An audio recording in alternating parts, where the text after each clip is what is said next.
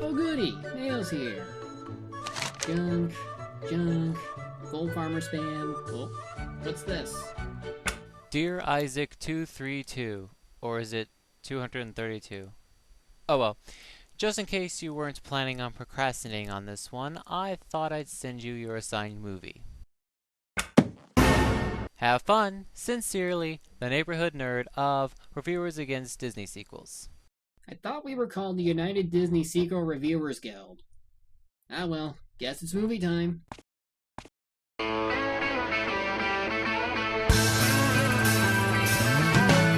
No one told you life was gonna be this way.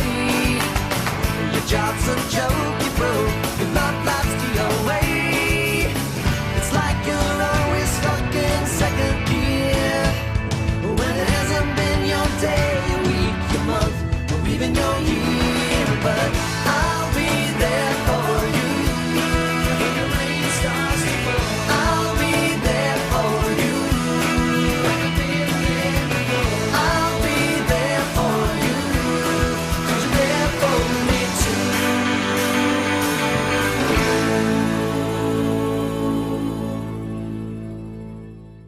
Ah, Disney. Always doing what they can to make money no matter what it takes. Buying off Pixar, Marvel, and even resorting to making crappy sequels of their more successful films, one of them being today's topic. Now in 1994, Disney created The Lion King, the story of a lion cub who wanted to be like his father, a great king. He had to go through many hardships, experiencing the reality of life and death, learning to grow up in an otherwise harsh environment, fall in love, and conquer his fear in order to take his place among where his father once stood and continue on into another generation. It was a compelling and heartwarming tale that no person could ever hope to replicate. Oh, yeah. Anyway, the movie was awesome. So awesome that, of course, like every other Disney movie they made, this one got a sequel. Is it a bad sequel? Well, no, it's not. It's actually one of the better movies in the long list of sequels that you probably faced so far. What movie is it exactly? Why, it's none other than The Lion King 2, Simba's Pride. It's one of those movies that rides along being unneeded, but otherwise it's pretty canon. The first movie ended with Simba taking his place among the great kings. This movie focuses a bit on how he must act as a king, while at the same time putting major focus on his daughter, who isn't the least bit interested in becoming a queen, but would rather fall in love. So naturally this means that the story is more on romance than just another coming-of-age story, which is alright, but pretty predictable if you ask me. Then again, this one is with lions, so let's just see what they have in store. So the movie opens up with a familiar background sound in an otherwise familiar setting. Just watch.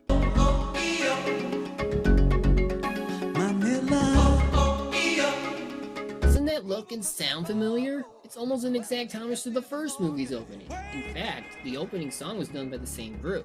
That group led by Lee Bowen, who helped compose music for films like Lion King, Congo, and even Dinosaur.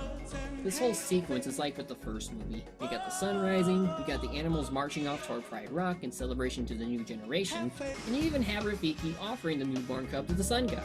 This is like a near perfect homage to the first movie that captures almost every moment that made it so breathtaking. It's almost impossible to ruin the moment. Ah, Pumbaa, look at that little guy. But who's gonna teach him the really important stuff? Like how to belch. And it's ruined. Oh, and you know what else? It is a girl. Girl. Girl! Oi! It's a girl. Oh, you're serious? From what we saw last movie, you'd think the color coding for these guys would still be in effect. Males were yellow and sometimes orange, while the females were like a creamish color. I mean, I'm glad they kept consistency, but I'm more surprised they broke their own color coding for this franchise. Anyway, just as the first movie did, a time jump occurs and our cub from the beginning, promptly named Kiara, is now at the age where she will do anything to go out and play. Oh, where do you think you're going in such a hurry? I want you to stay in sight of Pride Rock at all times. I know. Can I go now, please? Aw, isn't she just precious? Who's a cute little kitty cat? You are. Also note that just about everyone from the original cast reprises their role in this film. Matthew Broderick is Simba, Moira Kelly is Nala, Timon and Pumbaa are voiced by Nathan Lane and Ernie Sabala respectively, and Robert Galami is Rafiki. Anyway, Simba reminds her to be careful when playing as she will have no protection at all. Hey, Timon, Pumbaa, come here. I want you to keep a close watch on Kiara. Do you know she's bound to run off? Again, with no protection at all. I mean, seriously, these guys couldn't even protect their lunch. From each other! This is an open savanna where dangers lurk all the time. Where are the predators waiting to pounce on our hero? Where are the hyenas, the leopards, or the cheetahs? Are lions really respected so much that they dare not touch them? Anyway, Timon and Pumbaa get right behind her, and it doesn't take long before hilarity ensues.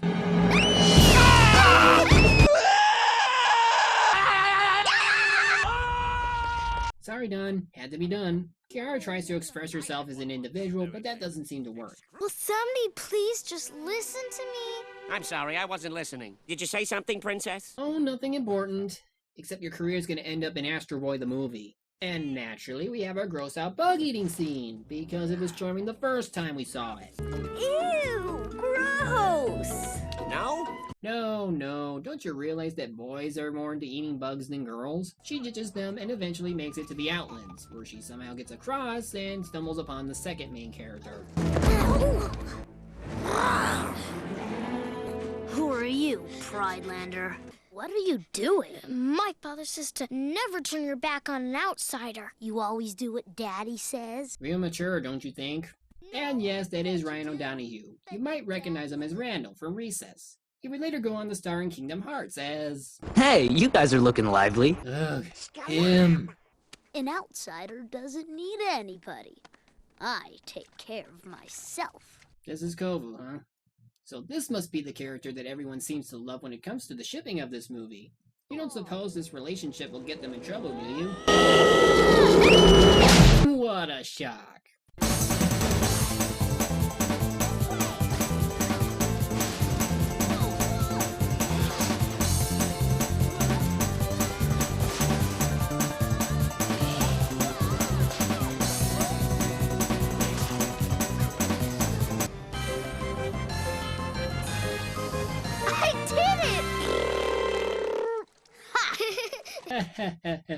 We were nearly eaten by crocodiles. Kiara wants to play with Kovu, but he doesn't seem to know how to have fun. So she teaches him. You know what that means. F is for friends who do stuff together. U is for you and me. N is for anywhere and anytime. Zira. Simba, Aizen. Oh, wait. these lands belong to Scar. Wait a minute. When the hell did he ever have time to form a pride when all he does is hang around Pride Rock? It's not like he would go out after taking over, wouldn't you think? Though then again... I banished you from the Pride Lands. Now you and your young cub, get out. If you need your pound of flesh, here. Yes, give up your only important child to the big and mighty king. But luckily he isn't interested in killing children, so they leave. After that, Simba decides it's time to be like his father and scold his child. What did you think you were doing? You could have been killed today. But Daddy, I didn't mean to disobey. I'm telling you this because I love you. Which is why you keep letting her out in the open savannah every day. So I guess you'll give her the whole Circle of Life and Great King speech, right? Or are you going to do it in song form instead? As you go through life, you'll see there is so much that we don't understand. But you'll see every day that we'll never turn away. Hey, suddenly his voice became that of Cam Clark. You know, Kratos from Tales of Symphonia. We didn't think he could sing, did you? As for this song, it's alright. It's meant to be a musical homage to when Mufasa and Simba talked in the first movie. Though here the message is a little different. The idea is that every one of them are one and the same, as if in the same family. We all look out for each other and cherish each other with pride. That's fine, but I'd rather hear it from Tarzan, or Brother Bear, One Piece, Naruto, Fairy Tail, pretty much any manga I read. Yeah, it's been done many times. We cut to somewhere in the Outlands where Zira and the Pride live. We even meet Kovu's other siblings. First is Nuka, voiced by Andy Dick, who looks like he's diseased. Really badly. Hey, it's every lion for himself out here. That little termite's gotta learn to be on his own. Yeah, then we have Vitani, who is the sister of the trio. She pretty much acts like another minion in the same vein as Nuka. Oh, who cares? I should have been the chosen one. I'm the oldest, I'm the strongest, I'm the smartest. Oh, these termites! The chosen one? Oh, I guess this must be a reverse Darth Vader then, as I'm sure Kovu would turn from evil to good after being built into the true anti-Simba. Naturally, Sarah isn't happy with how Kovu acted today. Thought you'd get to the daughter, and Simba would welcome you with open arms. What an idea! I now see the path to our glorious return to power. Okay, you gotta love Suzanne Frechette. Her performance here is just outstanding. Every time she speaks, she sounds so sinister and evil. And when she sings, oh boy. Let your dreams take wing. One day when you're big and strong, you will be a king. Exiled, persecuted, left alone with no defense. It's at this point I should probably talk a bit about the animation. Well, it's not the worst bit of animation. I mean, it almost comes close to the original when it comes to designs, but some of the time it looks pretty iffy. It looks good for most of the time, but then there are times that just seem unnatural. Like here, for instance. A leaf flag? That's distracting! Meanwhile, at the Tree of Life, Rafiki prepares to alter the timeline to this movie just as he receives a collect call from the spirit world. Kovu? Kiara? Together? You put the lime in the coconut and drink them both together? Are you crazy? One time jump later. You are ready. Very nice. What is your destiny? I will avenge Scar. Simba is the enemy. And what must you do? I must kill him. Close-ups are awesome. Anyway, Kiara is now an adult, and everyone's happy because she's ready to go hunting for the first time. Even though she hasn't had a single lesson in her life. You have to promise to let me do this on my own. Promise? All right. What's this? Simba actually letting her go out on her own? Has he finally realized his daughter is grown up? Make sure she doesn't get hurt.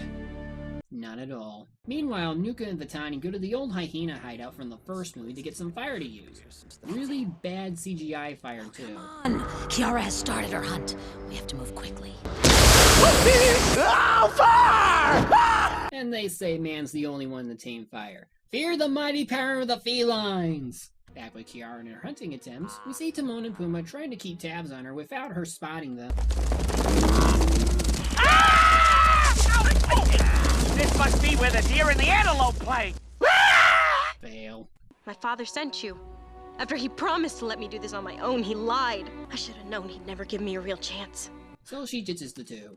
No surprise there. Now that she's out in the open, it's time to light the savannah with bad CGI fire trails.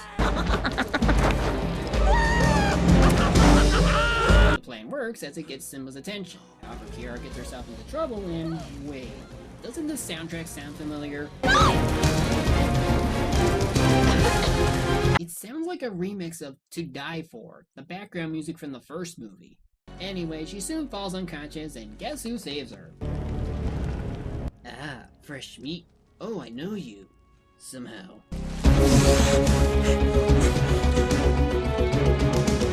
He eventually gets her to safety, and she's not happy. No! Why'd you bring me here? Who do you think you are? I think I'm voiced by Jason Marsden. I was in Boys Meets World once. Simba shows up and isn't pleased by how Kovu was the one to save his daughter. You saved the king's daughter! You saved her? Why? Because he has the hots for her, duh. So he lets him stay at Pride Rock, but only outside. Kiara comes to thank him, and they have this to say. Thanks for saving me today. What kind of hunter are you anyway? Oh, and I suppose you could teach me? Oh, yeah. All right. Impress me. We start at dawn. Hunting lessons in the morning. Great. However, Simba gets a nightmare where he sees Mufasa get the shaft, only now as an adult. No!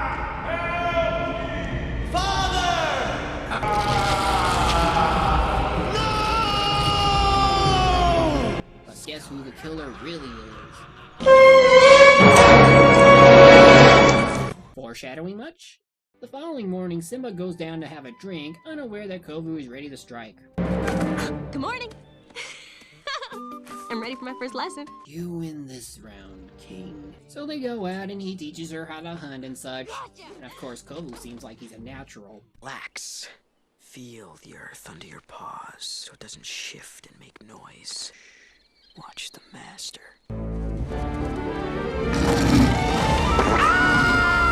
Don't eat me, please. I never really met you, Tyrant. Yay, they ran into Timon and Pumbaa. Time for more bug-related humor. Hey, for once, we're not following you. This just happens to be the best smorgasbord in the Pride Lands. Bugs everywhere. You want to lend a voice? Oh, I get where this is going. Woohoo! What's the point of this training? Training? This is just for fun. You know, fun. We had a whole song about it earlier. Yeah!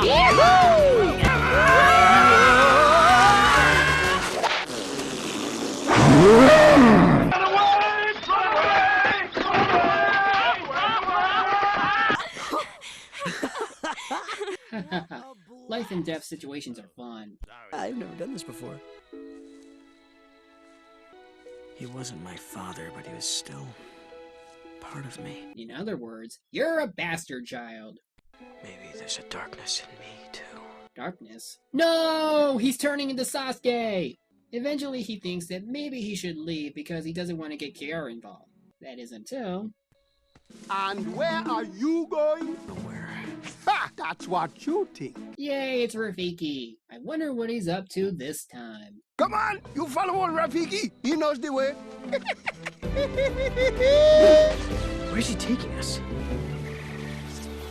Place in your heart called Upende. Ladies and gentlemen, the whole purpose of the movie! You know how the first movie was like an animated version of Hamlet? Well, this movie is basically an animated version of Romeo and Juliet. Two lovers from different sides that hate each other, wanting to be together despite that, and whoa boy. Upende, where the passion fruit grows sweet, and it's so divine that you lose. It's like I'm watching Field of Love, but with the animation that can't wait to be king. It just feels cheesy, that's all. Your heart will take you there. And thus the transformation from evil to good is complete. They return home after that awe-inspiring date, and of course, Simba has this to say. It's kinda cold tonight, huh? Come on in. But if you try to tap any of my girls, you better pray to your savior. The next day, Kovu tries to tell Kiara about what he was originally trying to do, but Simba cockblocks him. Simba takes him out for a walk where we learn more about Scar, which they probably just made up for the movie. Scar couldn't let go of his hate, and in the end, it destroyed him. Simba, I wouldn't call that as much hatred as it is just jealousy. What's left behind can grow better than the generation before. If given the chance. Oh no, not you guys. Come on, we were just having a moment. What are you doing out here and so alone? It's not what you think. I mean, I am with a guy. Well done, Kovu. Just like we always planned. You! What happened to giving him a chance? So Zero and gang try to kill Simba like anyone would. Yes!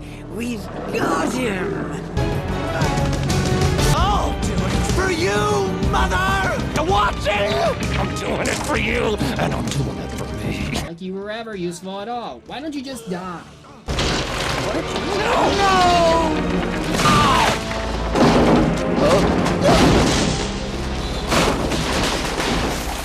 Well, damn. Luke, I'm sorry, Mother. I tried. Shh. Oh, now she cares. Better late than never. You!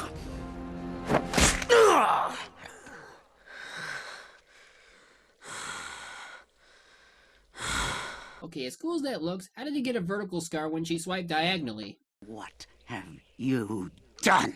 I didn't mean to. It wasn't my fault. I did nothing. Finally, someone who's actually honest in their actions. So Kovu runs away and Zero is still mad. Simba has hurt me for the last time. Now he has corrupted Kovu. Well, gee, it's not like you attacked him or anything, causing him to attack in self-defense. Seriously, why do villains need to find an excuse for killing self-defending characters? Kingdom by force! Well, if you were going to do that anyway, why didn't you do it when you had two males in the group? So Simba makes it back safely, and for some reason the animals are here. I don't know why. But their timing couldn't be any more perfect, as Kovu's here to face judgment. Please, I ask your forgiveness. When you first came here, you asked for judgment. And I pass it now! Well, given how Kovu at least tried to save you and had no involvement in injuring you, I'm sure you'll do the right thing and say... Exile! No! You're an idiot. So Kovu gets exiled. This is quite sad because not only is he hated in his own pride, but also in the Pride Lands. Life sucks, doesn't it? You used to say, live and let live.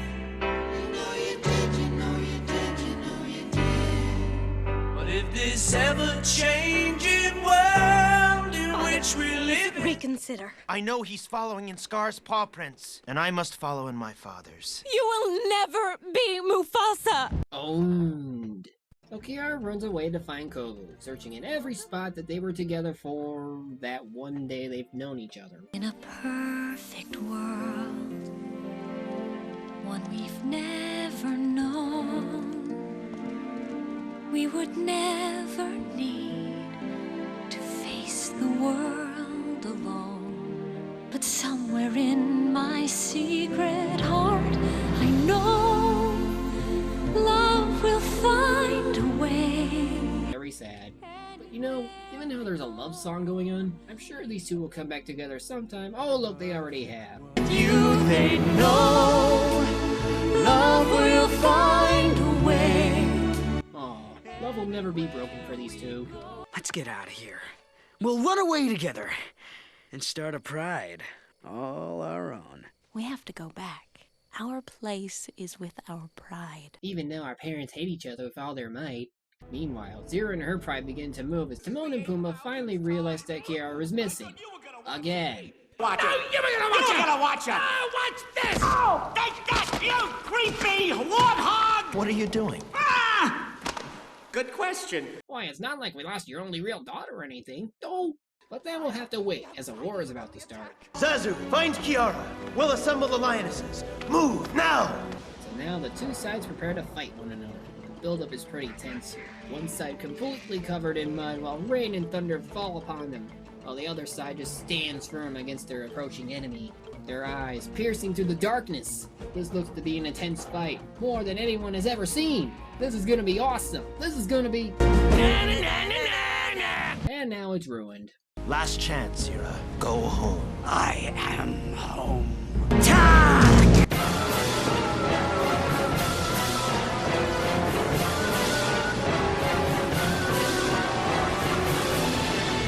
Hell yeah! This is what I'm talking about.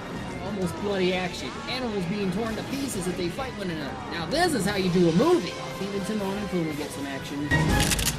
Don't anybody move. This thing's loaded. Yeah. Talk about your winds of war. Ha ha ha. Simba's injuries seem to take hold as he gets overwhelmed. Now Zira wants it. You're mine. But it's Romeo and Juliet to the rescue in order to put an end to the fighting. Stay out of this. Wise king once told me, we are one. Look at them. They are us. What differences do you see? Well, it's not as deep as most meanings go. I mean, this brings the point of that one song from earlier to full circle, but then again, considering how they're all lions, it just seems too easy. And thanks to Kiara's friendship speech, Vitani decides to switch sides. And so does everyone else, because hey, they want to get laid. Where are you going? Let it go, Zira. It's time to put the past behind us. You can be the first to sleep with me. Sorry. Zira rejects and tries to attack Simba. Kiara interferes and they have a brief struggle before falling off the cliff.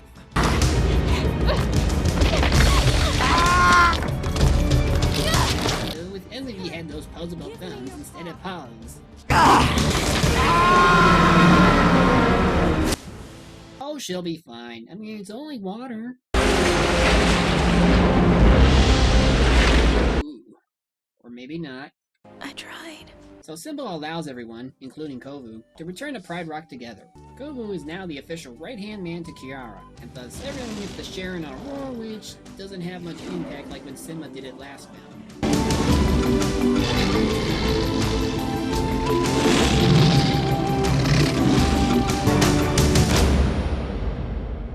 That's Lion King 2.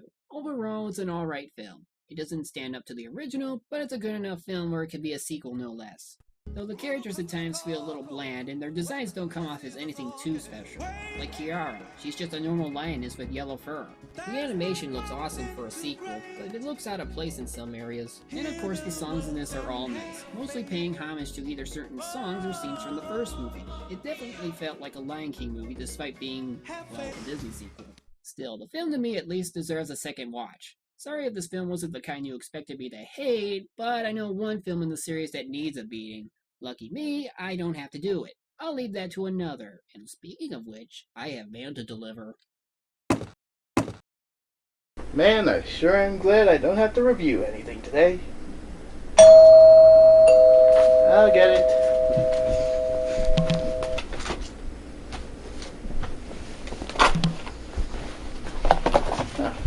Who do I know from Azeroth? You're that guy in the headband. Sorry to do this to you, but it's your turn now. Oh no. Sincerely, Isaac of the United Disney Sequel Reviewers Guild.